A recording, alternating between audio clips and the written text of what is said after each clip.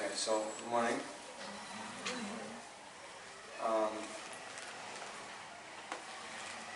Sir, I don't think I've seen you before.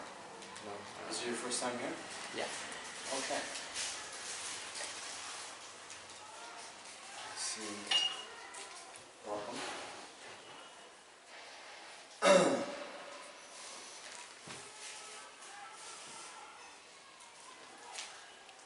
And then I'm seeing a lot of people I didn't see last night. But, welcome. So, yeah, last night we actually went through, I wanted to do about 10 minutes of review. Yeah? And setting context. I ended up taking the whole session. That's how things go sometimes. So,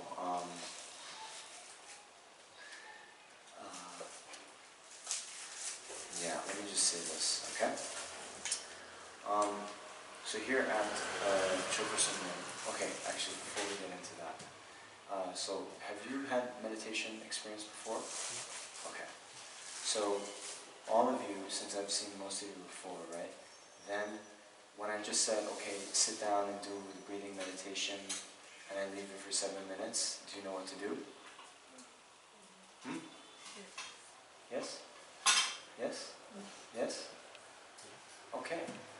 Good. That's very good. Alright. That's something I don't have to keep going over.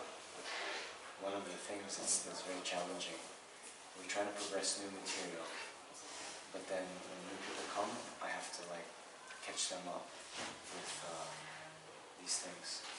So the more things I can, just having explain the breathing meditation, then I know all of you have it, and then I don't have to keep reinventing the wheel. All right.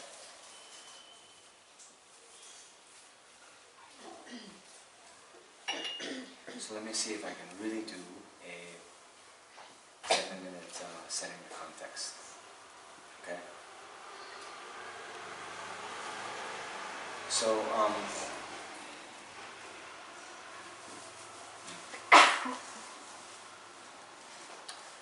here at Choe, I think, have any of you read the outside board? There's a little tagline. What is it, Shanti? Helping sentient beings overcome suffering through the teachings of the Nalanda Pandits. Okay. Something pretty close. Helping sentient beings be free from suffering. Shanti, I'm asking. Yeah, then? Overcome suffering Huh? through the teachings of the ancient Nalanda Pandits. Okay, something like that. Okay, you got that? So that's what I want to talk about. Or kind of the motto of the center, right? Helping sentient beings overcome suffering, maybe through teaching the tradition of the Nalanda Pandits.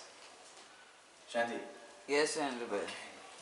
Actually, Rinpoche had a good thing, but I don't know what it is. Yeah, I don't think it's exact word by word what you're saying. But anyway, this is the point. Okay?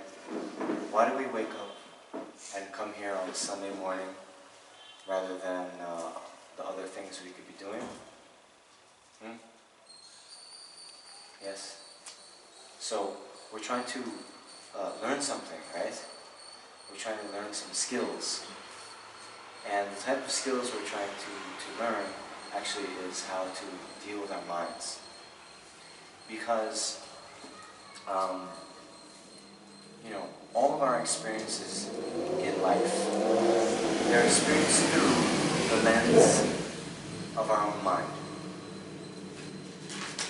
You understand this? Yeah? So,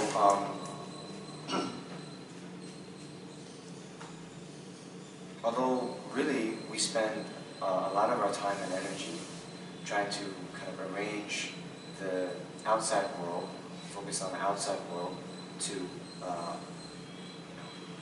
arrange it in a way that we like, that will then bring us some kind of happiness or pleasure, right? Even if we're in front of the very nicest meal, right? Or sleeping on the nicest bed, or watching the most beautiful sunset, depending on our mind. If the mind is disturbed, if the mind is unhappy, then we won't derive any kind of benefit from being in the so-called pleasant environment. Yes? Meanwhile,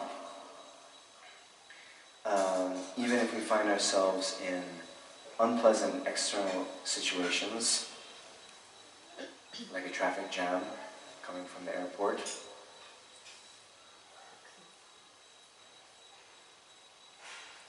then if our mind remains peaceful, then it's actually not that big a deal, and we can even, enjoy something that normally people tend to freak out about. Okay? So, in general, we talk about, Dharma. So this is a Dharma center. And what I mean by Dharma is just methods by which we can gain some kind of control and discipline to the mind. What needs to be disciplined? Yeah, we say the mind, but in particular, it's the uncontrolled states of mind: anger, jealousy. We call these afflictive emotions, klesha. Klesha in Sanskrit, Namjong in Tibetan. Okay? Because it is the presence of these afflictive emotions that when they arise in the mind, they afflict, they disturb. When they're present, there's no peace. So if we want to have, that peace and live a life full of well-being, then we need to be skilled in being able to control these afflictive emotions. Okay? So that is how we are then helping over beings overcome suffering. How? Because we're teaching methods by which beings can, that means us, can control, reduce, and eventually eliminate the states of mind that cause suffering. Okay? Very simple terminology I'm trying to use. Alright?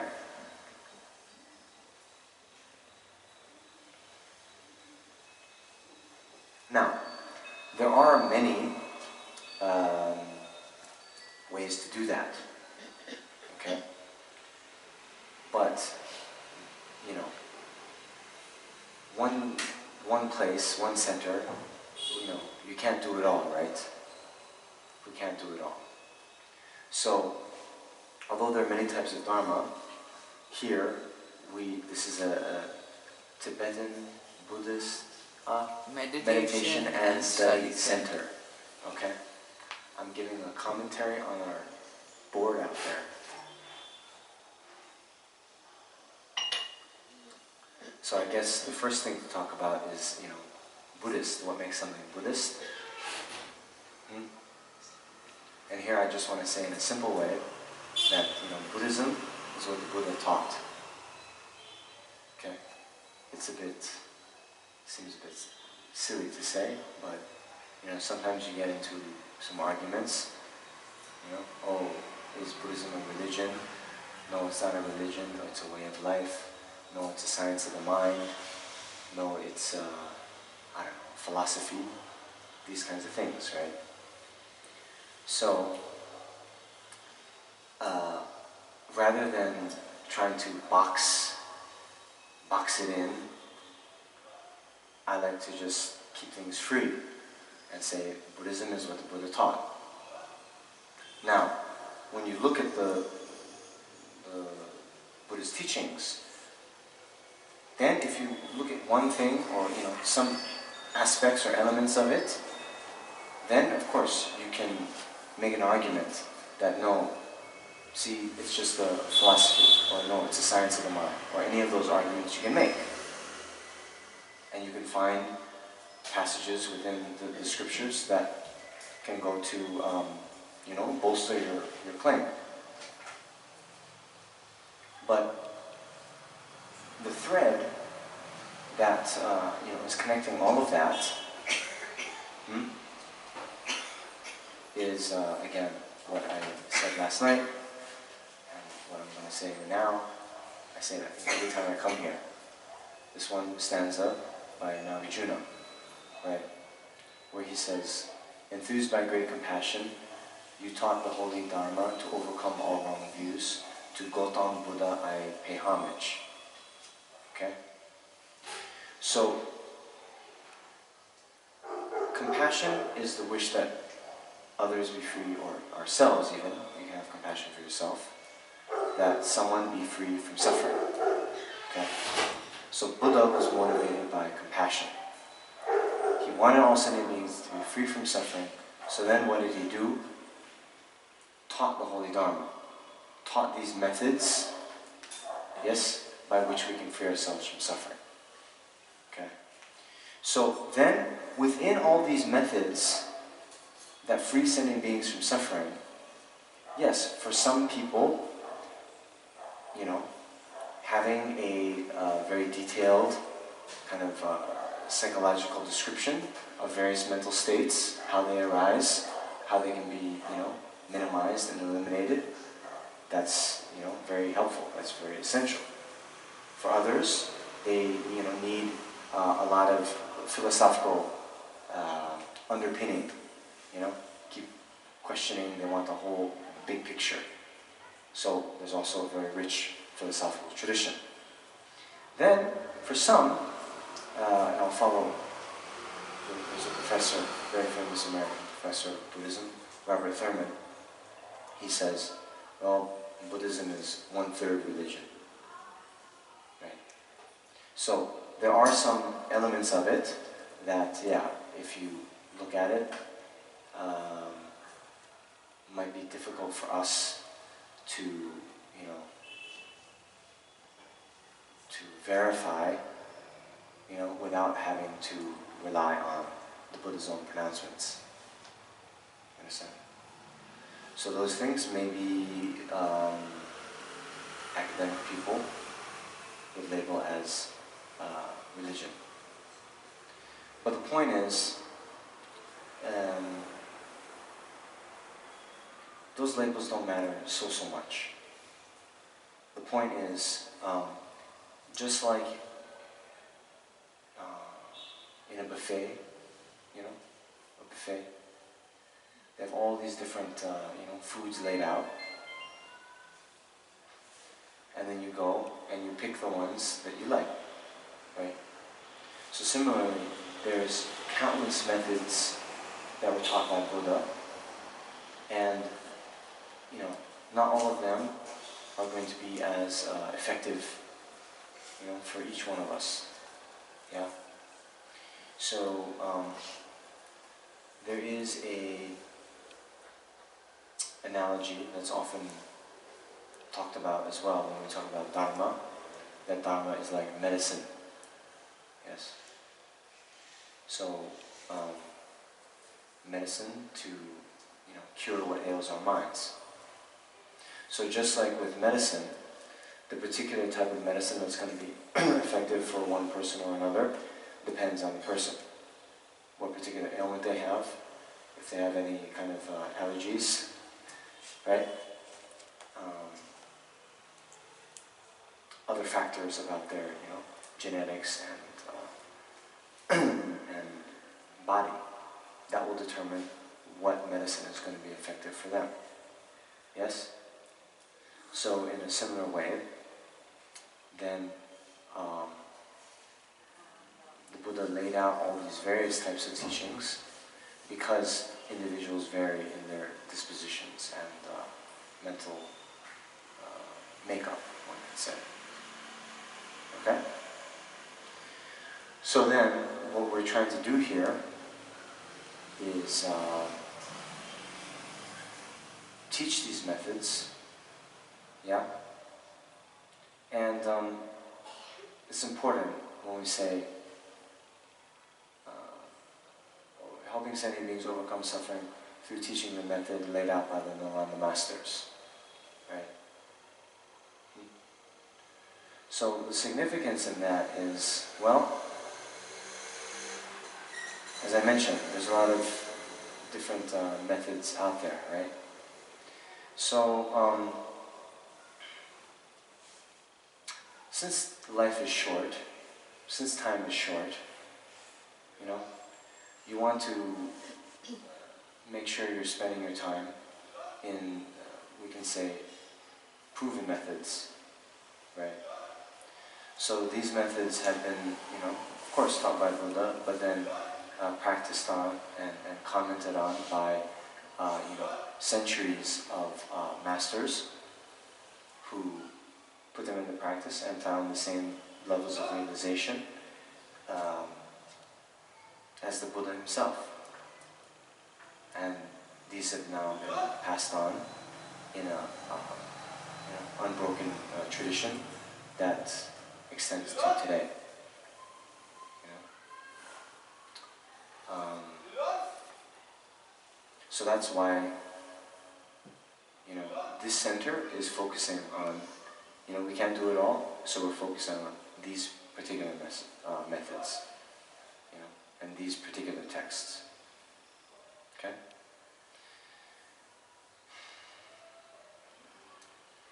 Is it good? We know what we're doing here? Alright.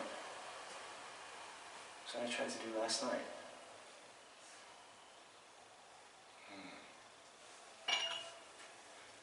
So now, what we've been doing for the past, how many eons? 1 year, not 1 year. Huh? 1 year? No. More, right? How long? No, less than a year. Really? It feels like 10 years. I'm joking. So maybe a year, give or take. We've been going just through this one particular text in front of you. Oh, I thought you had a question. You're just, you know. Okay, so remember, as taught by the Nalanda Masters. So have you heard of Nalanda? Yes. Okay. So Nalanda was a great monastic university in North India. And, well, one of the, I'm not even sure if he graduated, right? He just flew off into the air, right? But one particular monk of the Nalanda Monastery is Shantideva. And so he wrote this text, A Guide to the Bodhisattva's Way of Life. Now,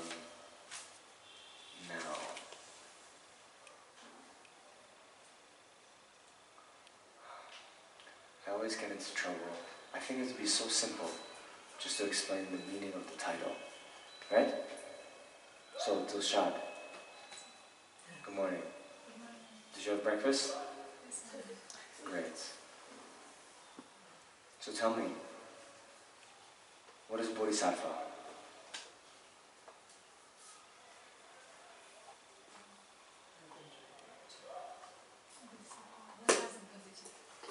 I'm sorry? Who wishes to attain enlightenment for the sake of sentient people? Okay, pretty good. Pretty good. One additional word or phrase that needs to be in there. Not yet enlightenment, but wishes to be for the sake of all sentient. Ding, ding, ding. They're not yet enlightened, okay? But they wish to become enlightened so they can be of utmost benefit for all sentient beings. Okay, so now we have to pause a little bit here, okay? So this is actually what took us so long yesterday. We were trying to define what enlightenment is, what nirvana is. There's some different kinds of terminology, Okay? I don't want to go down that path again. But our friend the Buddha, okay? Basically we say, okay, here's a Tibetan lesson for you, and I'm going to start testing your Tibetan very soon. Right? But what's the Tibetan word for Buddha? Is your name Dilshad? Dilshad? Sangye. Sangye. Okay? I don't see any pens moving. Anyway, it's okay. So Sang means purify. Right? Purify, abandon. Ge means to develop, increase. So the Buddha is the one who has purified all faults of the mind and developed all good qualities to their highest extent. Now, it's very important to also understand that the Buddha was not always Buddha. Means many lifetimes ago, the Buddha was just like us. You know, with afflictions, with suffering, with problems. Then went to, undertake a certain course of training and transform the mind. Transforming how? By getting rid of the bad and accentuating, developing the good. And therefore became Buddha. Okay? So, that's important. That means, actually, all of us here, and not just all of us here, but everyone with a mind who is not yet a Buddha can become Buddha. Because those faults, which are the obstacles to attaining enlightenment, can be removed completely. Okay? Alright. Then, why would we want to do that? Yes? So then, this is what Dilshad, correctly said. Okay? So remember, a bodhisattva is someone who is not yet enlightened. So we talked about what enlightened is. They're not yet enlightened, but they wish to become enlightened. Now why? For the benefit of all sentient beings. So that's very key. Okay? So we were saying in some detail last night that, when one becomes enlightened, then one actually, one is not omnipotent, one is not all-powerful, but in the Buddhist cosmology, the Buddha is omniscient, means all-knowing. Okay? Now, why is that useful?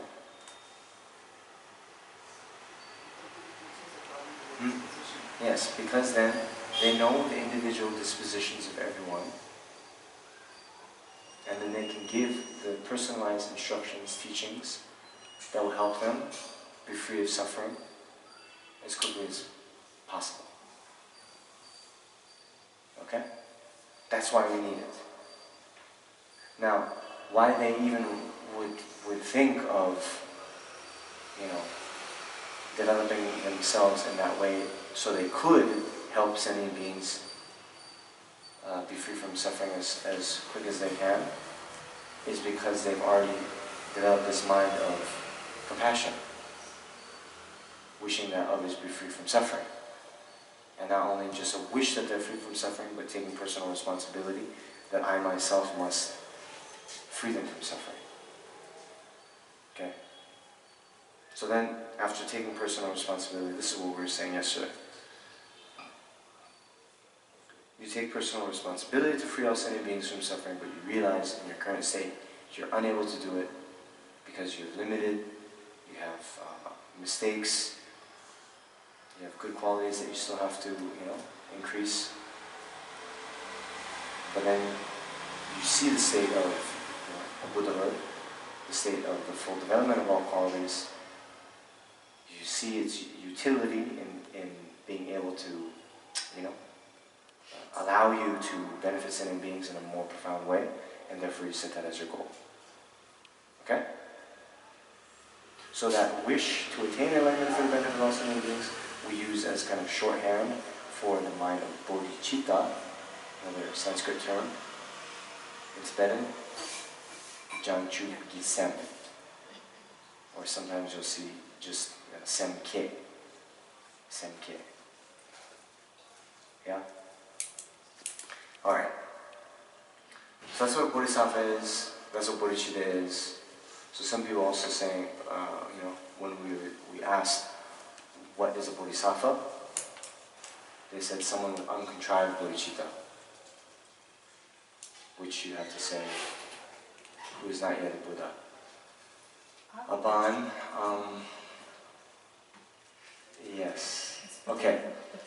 Is your question directly dealing with something we've spoken about today? Absolutely. Then you can ask. Venerable, there's this Japanese Buddhism, Nichiren Daishonin's Buddhism, where the followers call themselves Bodhisattvas. Each person who is involved in the group calls themselves Bodhisattvas, and the reason is because the whole religion is geared towards achieving happiness, which is very Buddhist, but they do it in material senses, like you chant this mantra 10,000 times or more, 50,000 times to pass exams or get cars or houses or wealth or etc. Yes. It brings you happiness. Now, is it true? Can they call themselves bodhisattvas? Because they are gathering more and more people. That's part of their mission, to gather more and more people to join their group to give them happiness. So are they bodhisattvas?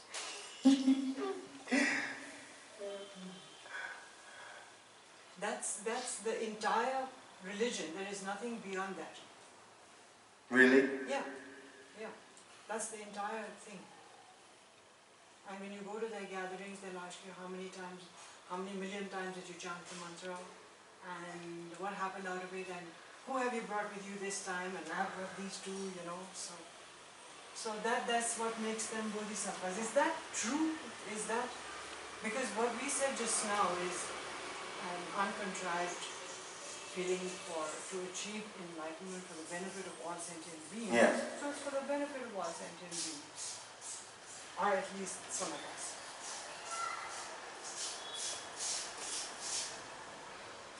What do you say? Okay. Alright. So I don't know much about this particular tradition. You haven't heard about this? I have heard about it, but I don't know much about it. Okay? So I don't want to speak definitively about something I don't know. Okay? But there's a few things to mention. Okay? So, and this, by the way, is what I'm talking about with being able to trace back the lineage. Trace back the lineage. What's the history of this?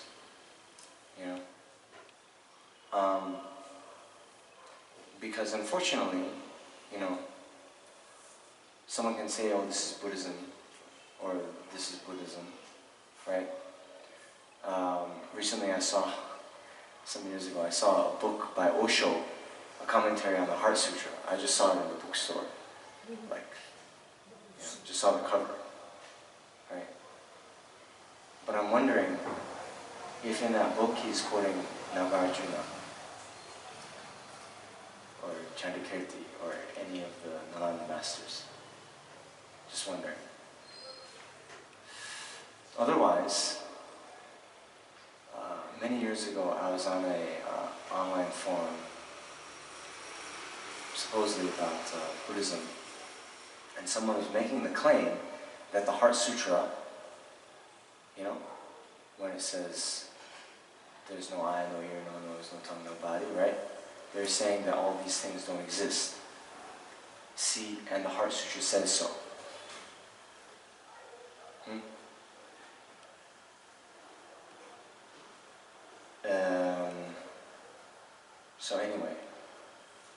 That's one thing. Okay.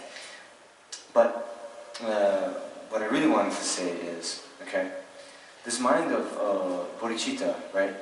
It has two aspirations associated with it, right? What are the two? We talk about this, right? What are the two? Enlightenment and for the benefit of sentient. Yes. So there's the wish to free others from suffering, and there's the wish to attain enlightenment. There's two. So what we call that is the wish at the time of the cause, and the wish at the time of actual bodhicitta. So remember, I was just saying how it arises in practice, right? You first think, may all sentient beings be free from suffering. But then you think, oh wait, just wishing, may they be free from suffering, that actually doesn't do much. I can wish that all day, but still sentient beings will be suffering. So I have to do it. If I don't do it, then they'll remain like this. So that one is, the wish, taking responsibility, I will free them from suffering. That's what we call great compassion. So that's Yeah? what these people are doing. Well, hold on. Just hold on. Then, in my current state, I'm not able to do that. So I need to attain enlightenment for the benefit of all sentient beings. Okay? So unless they have that, there's no bodhicitta. So some would say, okay, I'm gonna take a few minutes to paint a broader picture, okay? Some would even say like, oh, yes, Mother Teresa, great Bodhisattva.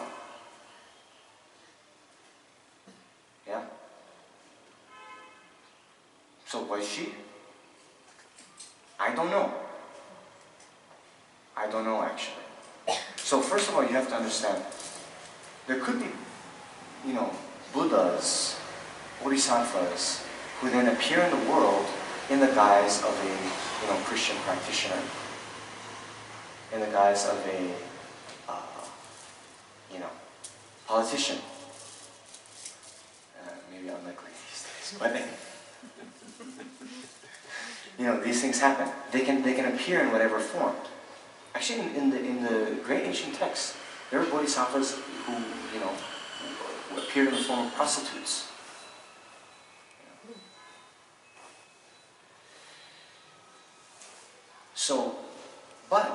So Mother Teresa, yes, we might say, yes, she benefited so many people.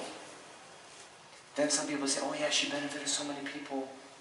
She must have been a bodhisattva. So then, I don't want to, rain on people's parade and not take anything away. But unless she had that mind, I wish to attain complete enlightenment for the benefit of all sentient beings. Then there's no bodhicitta. Okay? Alright, so that's one. Now, the other thing I'll say, and I don't want to be harsh, so I'm going to quote someone else, so it's not me saying it. But in the great text, Parting from the Four Attachments, right? Manjushri gave this text, Manjushri, the Buddha of wisdom, gave this text to Yeltsin. Yeah? Where he said, if you have clinging to this life, you're not a Dharma practitioner. This is a great one stanza. It's very brief. If you have attachment or clinging to this life, you're not a Dharma practitioner. If you have clinging to samsara, you don't have renunciation. If you have clinging to your own purpose, you don't have bodhicitta. And if you have clinging to true existence, you don't have the view. Okay? So, I just wonder, you see, it's like this. Yes, there's different levels of suffering, right? But the unique contribution of Buddha was to identify the deepest level of suffering, right? The nature of samsara is that we're in this uncontrolled cycle of rebirth because we're bound by our karma and delusion. You know?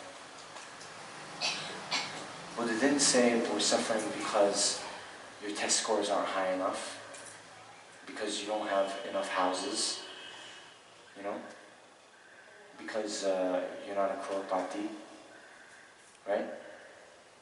Okay? So,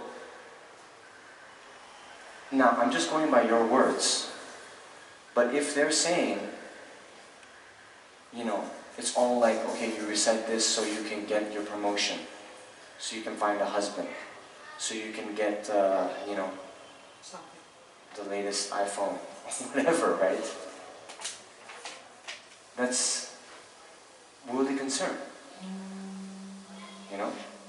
And so, in our tradition, what we would say, if you have the thought just pertaining to this life, right?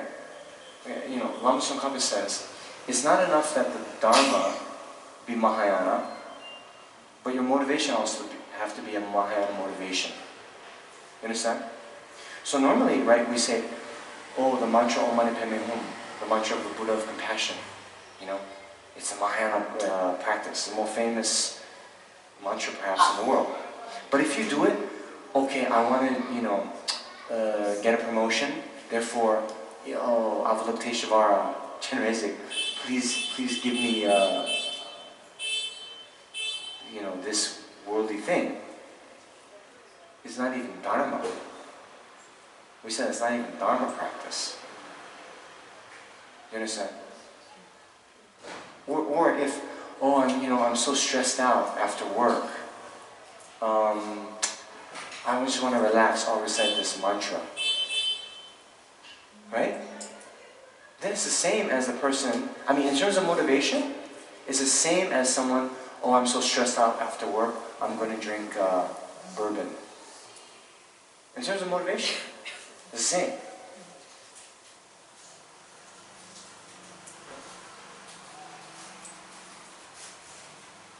Now,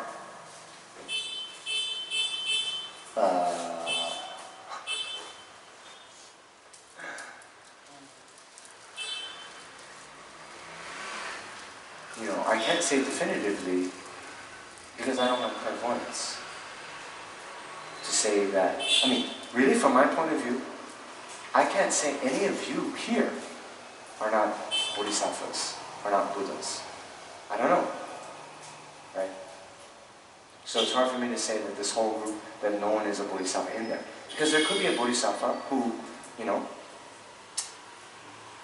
knowing that people are very attached to, worldly success, kind of use that and bring them in. And then after they get some worldly success, say, okay, go see the Dalai Lama now.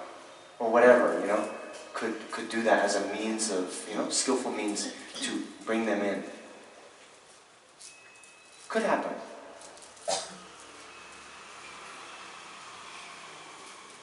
But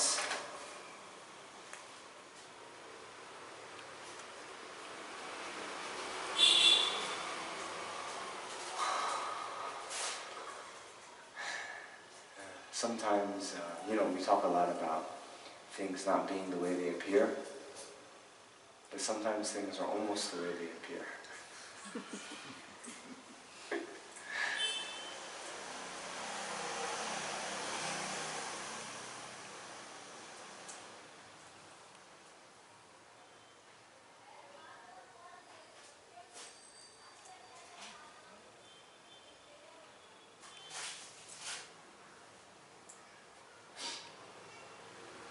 It's not to say that they don't benefit beings, right?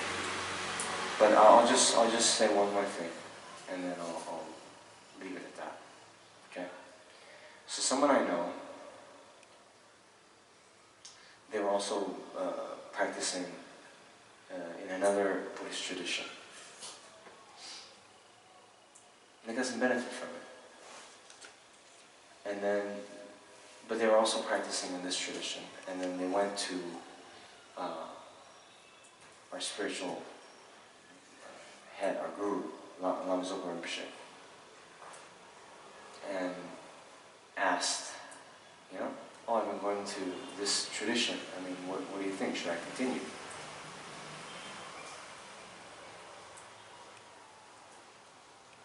And Rinpoche said, yeah, you know, I know maybe he knew the founder, or I know he knew something about them.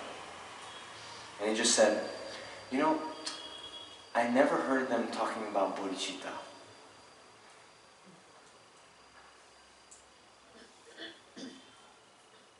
That's all he said.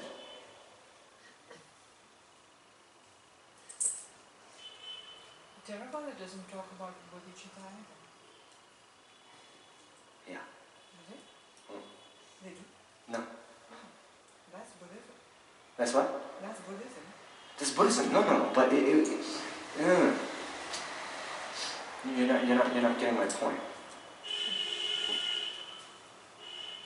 This person was wanting to know whether they should be going deeper into it. So then Rinpoche said that.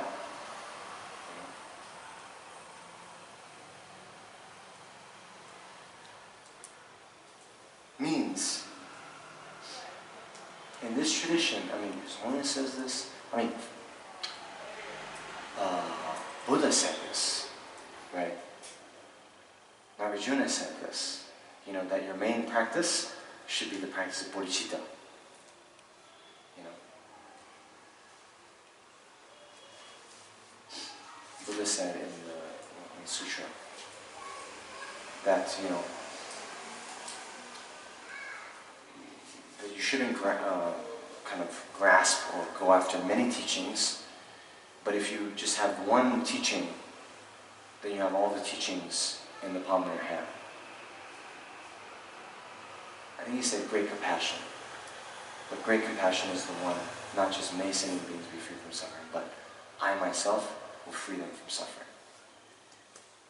Nagarjuna in Precious Garland said, you know, if you wish to attain enlightenment, then you need bodhicitta stable as the mountain. You know. So since our goal, I mean, I hope, is full enlightenment, I mean, even Atisha, right, at the stupa,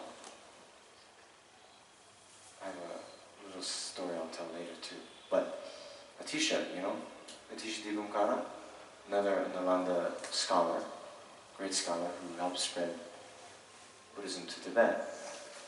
But, you know, he went to the Bodh Gaya Stupa and heard this conversation.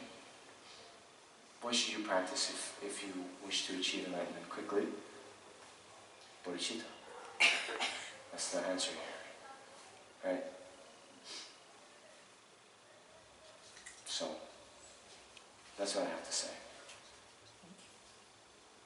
But again, do I need to preface this? Or post-scripted? You know, check. Right? Check. I mean, even the Buddha says, just like a goldsmith will only acquire gold upon cutting it, rubbing it, and scorching it, so you too, scholars and monks, should accept my words only after thorough analysis, not out of mere respect for me. You know? So of course, if the Buddha says that, then for me it goes without saying. But in this Nalanda tradition, we have all the greatest 17 Nalanda Pandits up there. I think they would agree with me. Or maybe I should say, I think I agree with them on this point.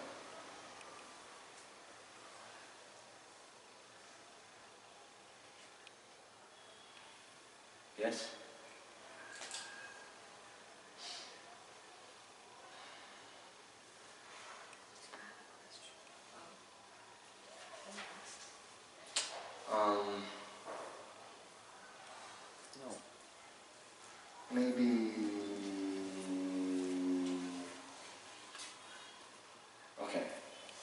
directly related to something I've been talking about today? Okay, you can ask, but I reserve the right to not to answer. We'll ask them last. Hmm? At the end of the session, I can ask.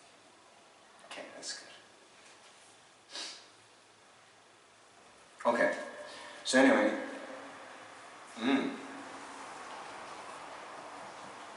we're coming from Bodhisattva, right? And that's how a bond. Oh, and I'll just say one more thing on this.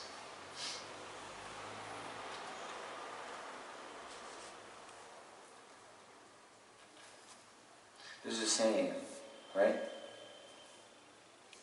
Those who say don't know, and those who know don't say. Yeah? You guys understand? So, of course, there are bodhisattvas in the world today, but I'm not sure. In fact, if someone is going around saying they're a bodhisattva, I would take that as evidence that they're not a bodhisattva. Do you know what I mean? Yes, that makes sense. Right. And also neither of the two conditions are being met. Well, so yeah, I also don't want to, that's for you to check, But I mean, that's why you look at His Holiness the Dalai Lama. So much humility.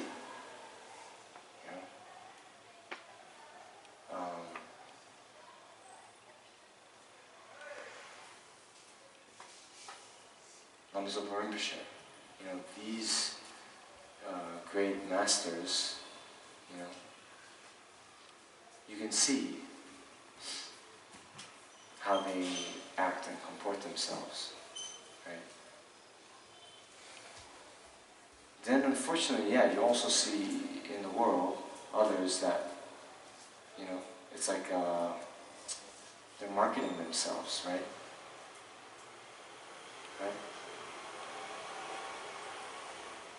So,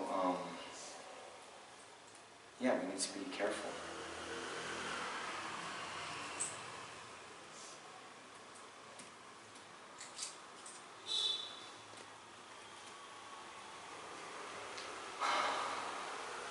So that's all I'll say. Okay, so anyway, we were talking about the title of the text, right? So therefore we had to talk about Bodhisattva. And that's how her question, that there's this group of people going around and calling all of them Bodhisattvas.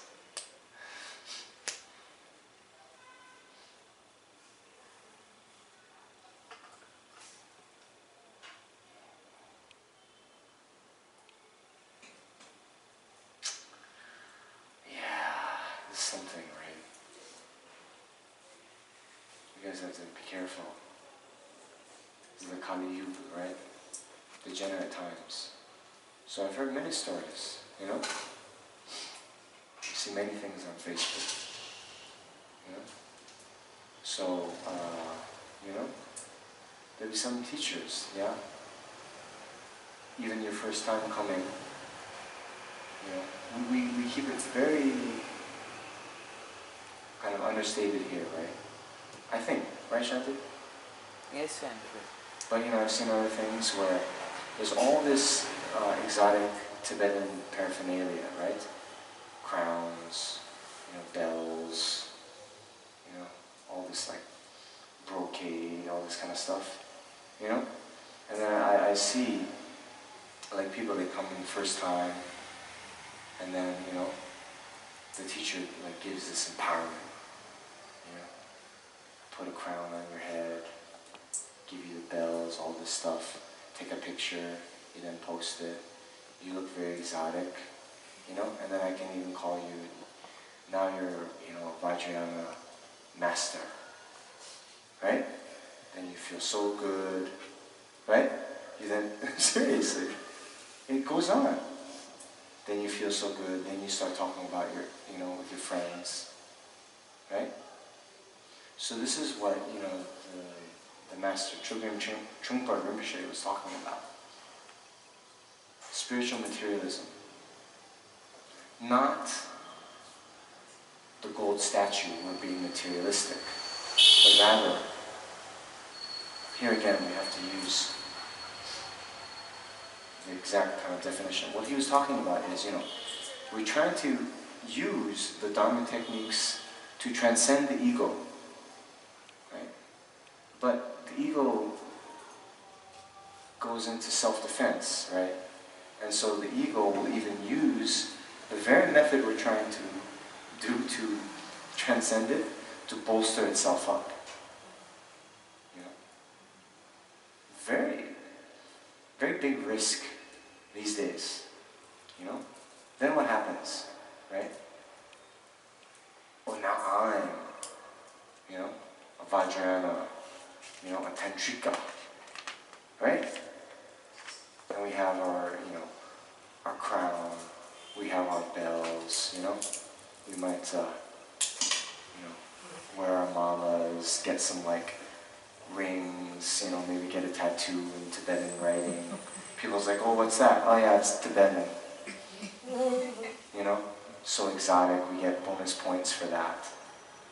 You know? Then we build this like persona about ourselves that we're now this great practitioner. Yes?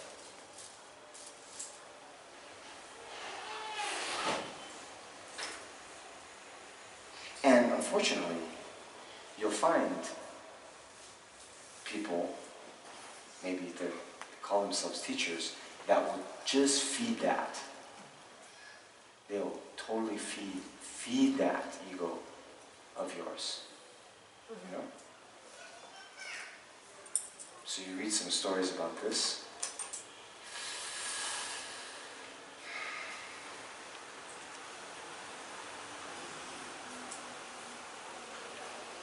That's why I like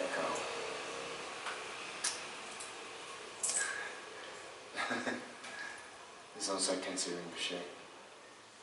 You know, when he talks about the role of the guru,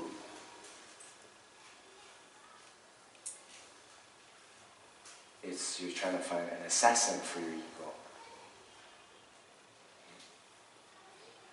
It's not always fun. Yeah? So, anyway. I try to be a nice guy, but sometimes what I see from some of you, I have to put on my ninja assassin outfit sometimes. Right, Dosha?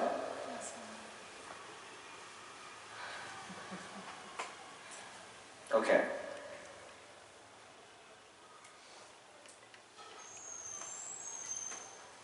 Again, I haven't spoken like that in a while, but it's important. You know, you haven't heard me like that, right? Talk about these things? No. But it's important. It comes up. Okay. Anyway, where are we? I'm still on the title. And the title is actually, I'm using that as a diving board into the text itself, because it's very important. You know, these ancient texts that were written in Sanskrit, it was almost like you could judge a book by its cover. You know, the title is very clear about what the content is. Right? So we're saying a guide to a Bodhisattva's way of life, but actually Bodhisattvacharyāvatāra. Bodhisattva we know. Charya is actions, right, or conduct. Avatara is like engaging in. Right? Remember that from last night? And in Tibetan, Janchu Senpe Chipa La Jupa. Bodhisattva Janchu Senpa. Chipa is conduct. Charya. La Jupa. La is like in. Jupa is engaging. So engaging in the Bodhisattva's conduct. Here, more poetic, a guide to a Bodhisattva's way of life. Okay? Right? So this book is about how Bodhisattvas should live. What kind of conduct they should engage in. how to engage in Bodhisattva's activities. And so what are then the Bodhisattva's activities? Very nice. Oh, sorry, I threw rice at you. Do you want a mango bite? This is a blessed mango bite, by the way. Oh, it's okay.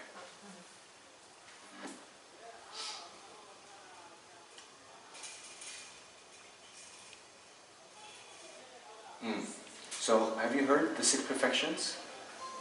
6? Perfections. Okay. Anyway. The first is the perfection of putting your phone in silent mode before a Dharma talk. Apana.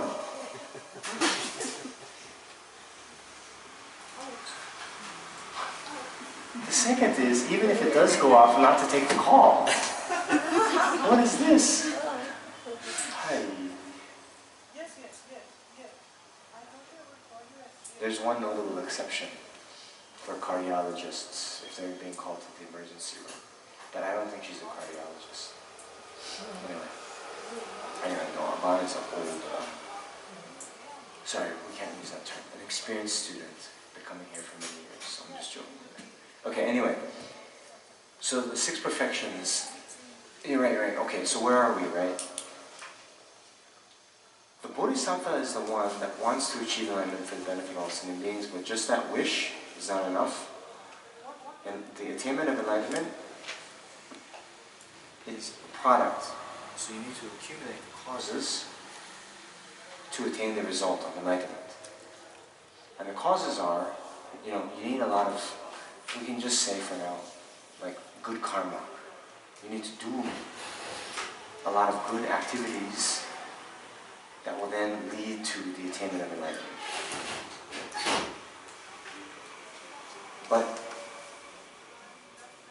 the other way to think about it is you need to attain, right? Just like we have a body and mind, you need to attain, the omniscient mind of Buddha, and you need to attain like a form body. Means an embodiment like this body. I'm able to then talk. You can hear me, So having a type of body is very useful because just the mind with no physical embodiment, actually no one can see. No one can see. So you need a physical embodiment. Okay? So that's what the Bodhisattvas, they want those two. They want the omniscient mind, and they want to be able to manifest in physical forms that then they can benefit others with. Okay? Alright. So anyway, to then do that, they need to collect a lot of good deeds. And therefore, those good deeds, we then break into 6 practices they engage in. The practice of generosity, ethical discipline, patience, enthusiastic perseverance, meditation, and wisdom. Okay? So then you'll see in this text how it's arranged. At the beginning they talk about the benefits of Bodhicitta, because actually that's the main thing that determines whether one is a Bodhisattva in the first place. Right? And then, there's a way to take Bodhisattva vows, where we commit to living in that way. But then after that, the next chapters are devoted to explaining those 6 perfections. And then the last chapter is the chapter on dedication. Okay? So that's what this text is about. Now, where are we in this text? We're on the perfection of patience. Okay? So I'm done with my introduction.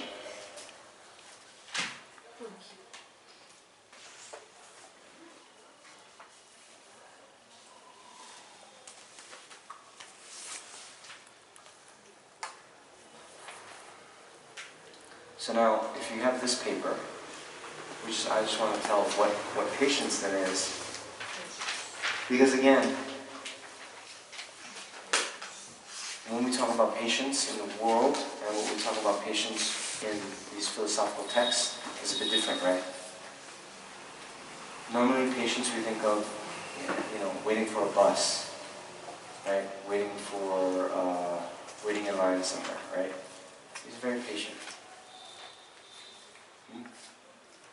But here, patience is a resolute response against adversity stemming from a settled temperament unperturbed by either external or internal disturbance. So you see, response,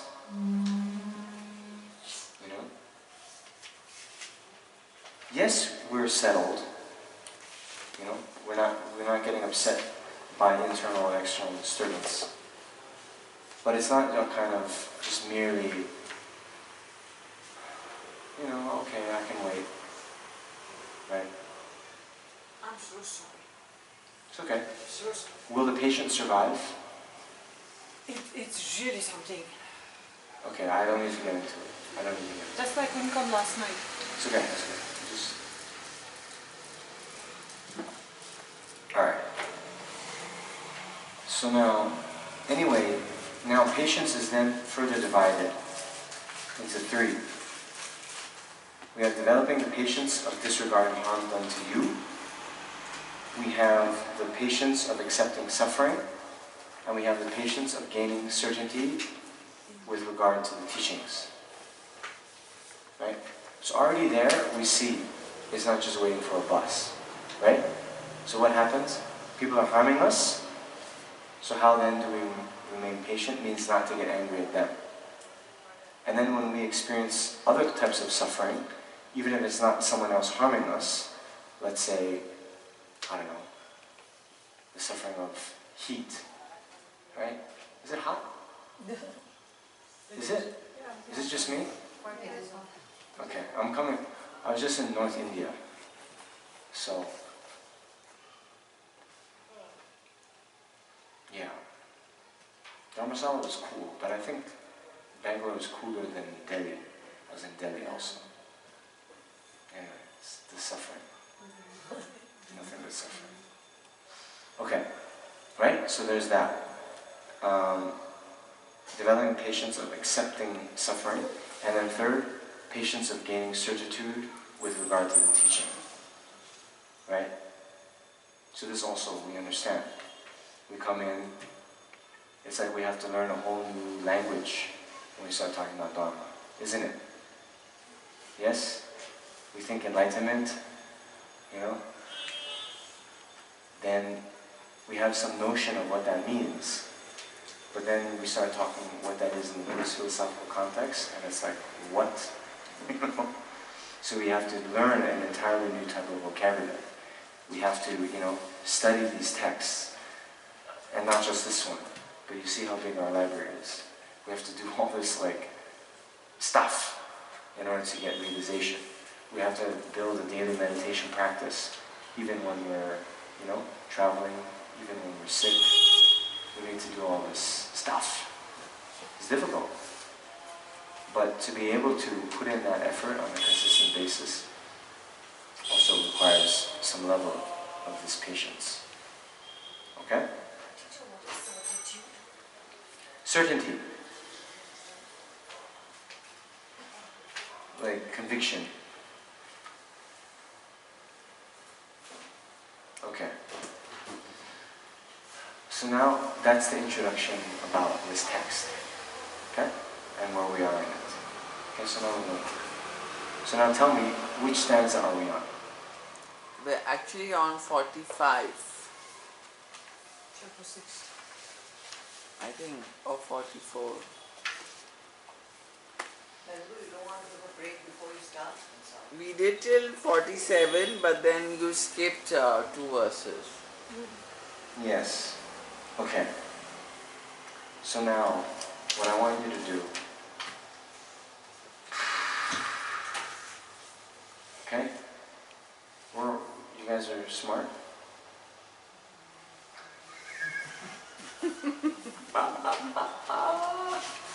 Those who say it are not. I love it. Okay, because see, we're going to have a few, there's all these different things on our tables. We have to learn how to just go through them a little bit, right? So I want you to look at this one. This is the outline of the chapter. Sadhana, yeah, a couple minutes. Yeah. Are you guys hungry? That's what I asked you. Before you started, do you want to name this? Or not the 5 minutes.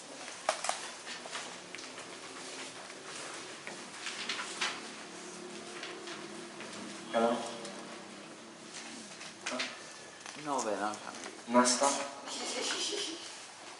Tindi? Indeed.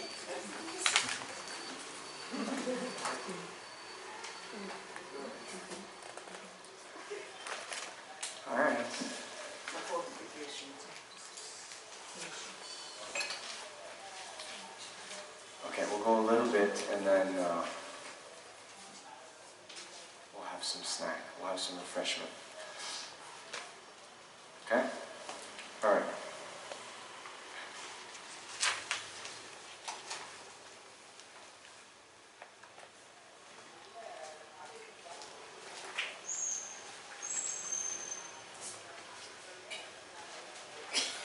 Okay. So, if you look on this, right, chapter 6 is patience, right? So then, just again, right, the general strategy here, okay, there is a general presentation of the divisions of anger in terms of the objects that give rise to anger. Okay?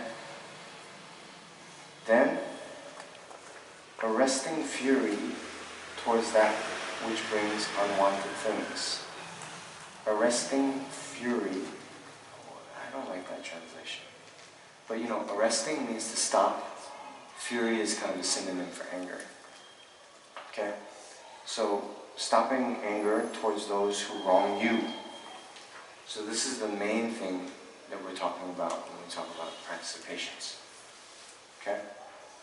So here, being patient with those who would create suffering for you, cultivating the patience that accepts suffering. Okay? Then, second, cultivating the patience that is intent on Dharma. And then cultivating the patience that pays no heed to those who cause harm. Okay? So we've already gone through some various techniques that will help us, you know, cultivate that. But now where we are in the text is this point 3 in bold, reflecting on unwanted occurrences being due to one's own faults. One's own fault. Okay? So,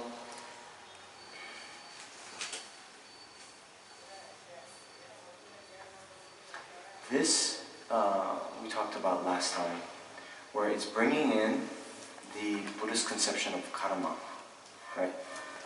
So, karma means action, but in general, everything we experience, whether it's suffering or happiness, is the ripening result of actions that we've done in the past. Okay?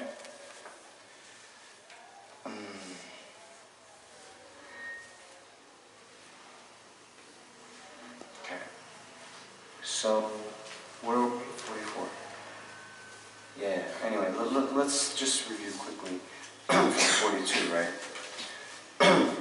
So, page 60 in this text, stanza 42. Previously I must have caused similar harm to other sinning beings, therefore it is right for this harm to be returned to me who caused injury to others. Okay? So that is the kind of, you know, combining with the view of karma, everything that we've experienced as harm is because we've harmed others in the past ourselves. Therefore, see, the point is, when we've been harmed, usually what sparks anger is we think that we're totally innocent and this person is just harming us completely unjustifiably. Yes? Right? When we get angry, it's because this other person who's harmed us, we see it as being 100% their fault, 100% they're to blame, and we are completely innocent. Yes or no? Right?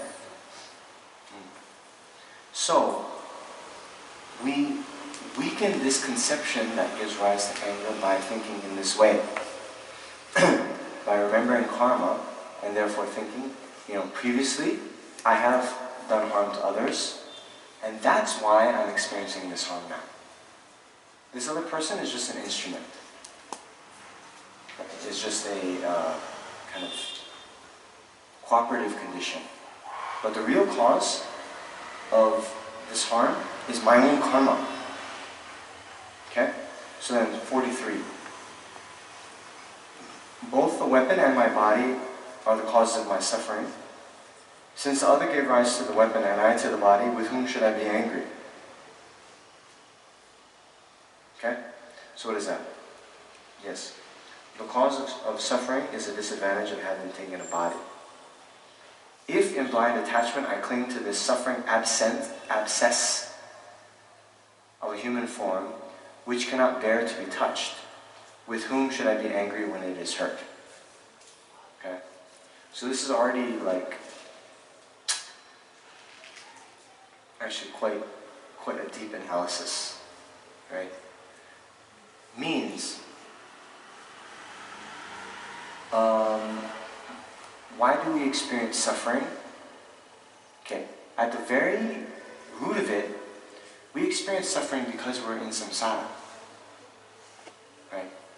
We're in samsara means we have this type of body and mind that's projected by our previous karma and afflictions. As long as we're in samsara, we're going to experience one suffering or another. Okay? So why are we still in samsara? Because we haven't done the work to free ourselves, to gain liberation. Because we, instead of,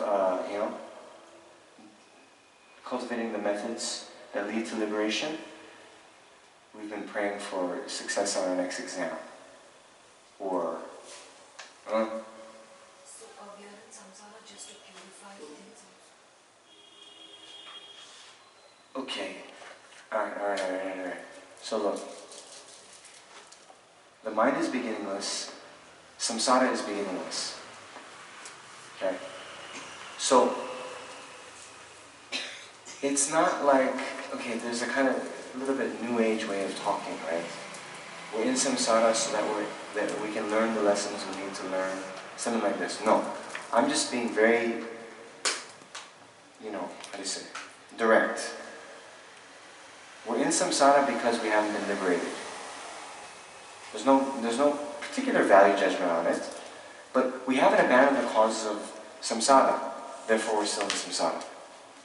Nirvana just is the abandonment of the causes of samsara. Okay? So there's no intention on our part, or the Buddhist part. It's just that we have not abandoned the causes of samsara, that's why we're in samsara. You understand? Now, why haven't we abandoned the cause of samsara?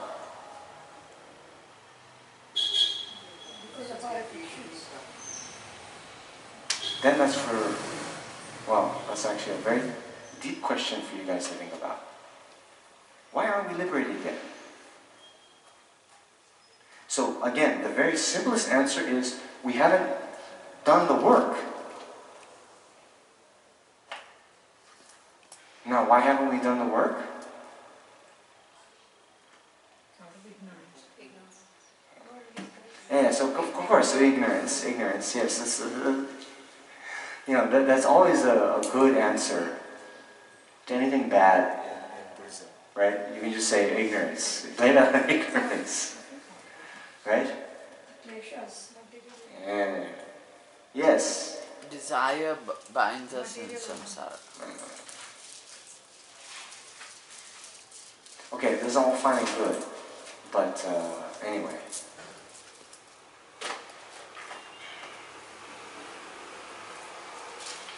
Most of the time, in our rebirths, we don't know what to do to get liberation. Right? That's the biggest thing. Yeah? Most of the time we don't know. Then even when we do know, in this life, then why? We're lazy, I think. Right? I mean, just tell me this, right? Aban. You know? We know the way of getting free from samsara is, yes, practicing Dharma, and in particular, meditating on emptiness, right? So then, just tell me, in a week, how many hours you're practicing.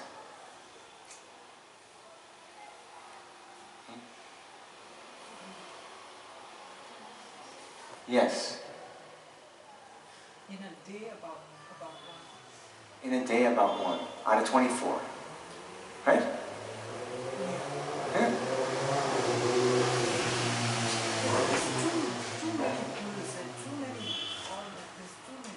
Yeah. Really there is. I'm seriously thinking of becoming a monk. Monkey. No, don't think about becoming a monkey. Yeah, I'm serious about it. Serious. Too many. Unnecessary. End of the day, you haven't done anything except just treading water, you know? Yeah. So, And you know. tomorrow comes and you do the same thing again. Exactly. So anyway, that one is actually very good to think about. You know, very good. And with anything, it's like, right? This is the fundamental concept. If you want a certain result, you have to accumulate the causes. Okay. So now, by our mouths, we say, I want to attain the state of complete enlightenment. I want to become Buddha. Right? Right? We say it. You know? Then we have to check, is the effort, is the way we're conducting our lives, you know, are we on the path? I remember, you know, there was this retirement calculator, right? Yeah? Some of you might know, right? You want to retire at a certain age, with a certain amount in the bank, right? Then you put in like how much you have now, da-da-da, and then it tells you how much you're saving per month, then it tells you, are you on track or not, right? So we can make the Buddha calendar, right? Oh, sorry, calculator. Right? What do you think? Right? We want to become a fully enlightened Buddha, but actually we're acting like we're already Buddha. In the amount of practice we're doing. It's like, you know, we practice as if we're retired already. What do you think? Run a car.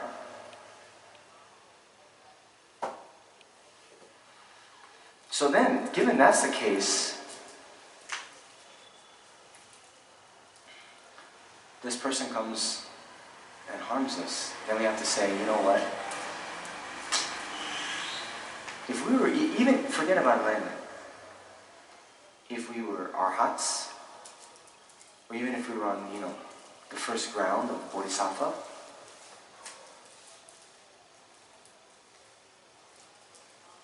we wouldn't be harmed. Right? So now this person harms us.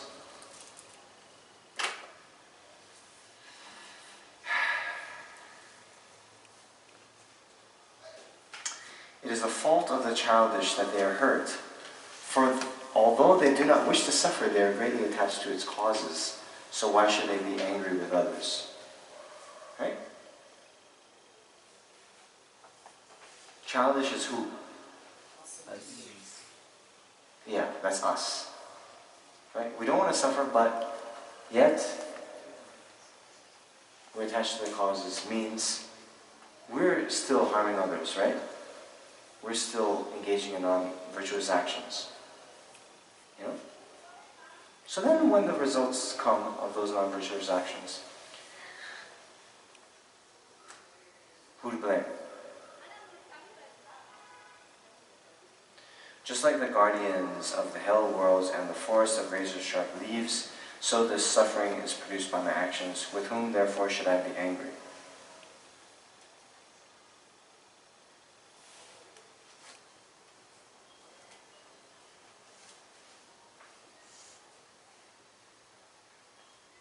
Okay. So now, here's a little bit different concept. Having been instigated by my own actions, those who cause me harm come into being. If by these actions they should fall into hell, surely isn't I who am destroying them. Okay? So, here's something quite, it's a little bit different concept, right? If we haven't done negative actions in the past, this other person, no way would they harm us. Okay? Alright. But now they harm us. What happens? They collect negative actions, negative karma. That negative karma is then going to experience as suffering for them in the future. Right? According to the view of karma. Right? So, then Shantideva is saying, well, actually, isn't it I who am destroying them? Okay? So here, it's not just not getting angry, but if we really think about it, even compassion can result. Compassion can arise for that.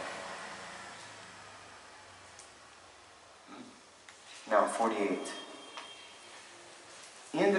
Independent upon them, I purify many transgressions by patiently accepting the harms that they cause. Now, why is that? Because you see, these karmic imprints, once they are experienced, they lose their potency to bring effects. You know? It's like once the sprout sprouts, you know, the seed is finished, and that seed can no longer give rise to a sprout. Right? So similarly, that's what they say, our own negative karma is purified through the experience of suffering. Okay? But in depending on me, they will fall into hellish pain for a very long time. So since I am causing harm to them and they are benefiting me, why unruly mind do you become angry in a mistaken manner?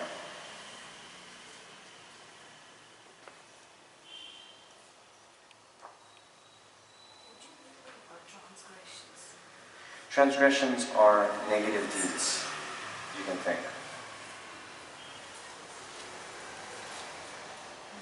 Explain the last sentence. But independent upon me, they will fall into hellish pain for a very long time. Who's going to fall? The people that harm us. What are we doing here? How we see? Are we cursing them or? No. This is just the reality of cause and effect, right? When one engages in negative actions, one will experience suffering in the future, right? So this person that's harmed us, they've collected negative karma. Due to that negative karma, they'll fall into hell. They'll be reborn in hell. Why have they harmed us? Because we in the past have done harm. So that's what it means. We're not wishing that they fall into hellish pain for a very long time. No, not at all. But this is just the karmic law. Are we aware that, if they're going to harm us, this won't happen to us? don't we pray If- for them? Instead of thinking like this or becoming aware that they will fall into the hellish Yeah. path, so should we pray that they come out of that suffering? Yes, we should also do that. But this is, right now, we are first, before we can pray for them to come out of suffering, we have to have an antidote to getting angry at them. Our normal tendency is when someone harms us, we get angry, right? Reaction. So we have to Yes. choose the reaction. So first we think about it in a different way. And then we can develop compassion.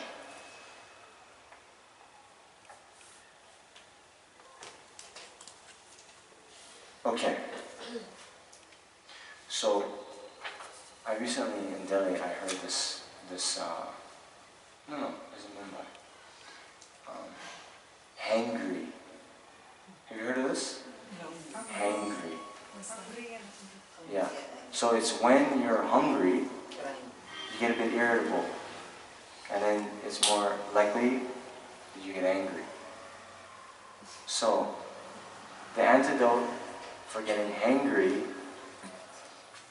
is to eat snacks. So that's what we're doing right now. Okay?